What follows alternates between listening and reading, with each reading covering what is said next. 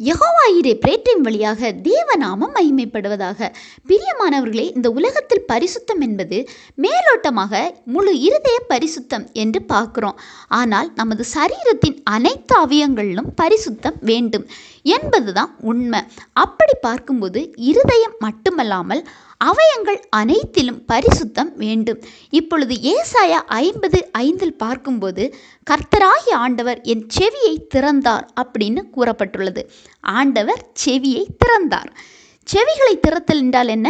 அதாவது ஆண்டவரின் வார்த்தைகளை கேட்கும் வண்ணம் செவியை திறப்பது. உங்கள் வாழ்க்கையிலையும் இந்த அனுபவத்தை பெற்றுக்கொள்ள முடியும்.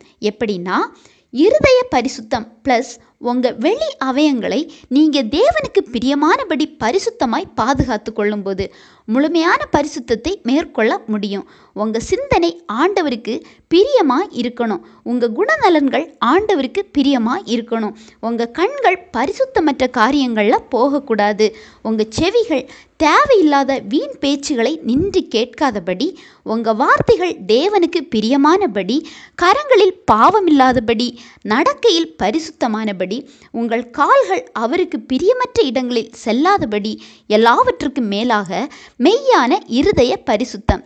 இவைகள் காணப்படும்போது தேவன் அவர் சத்தத்தை கேட்க உங்களையும் தகுதிப்படுத்துவார். உங்கள் காதுகள் திறக்கப்படும்.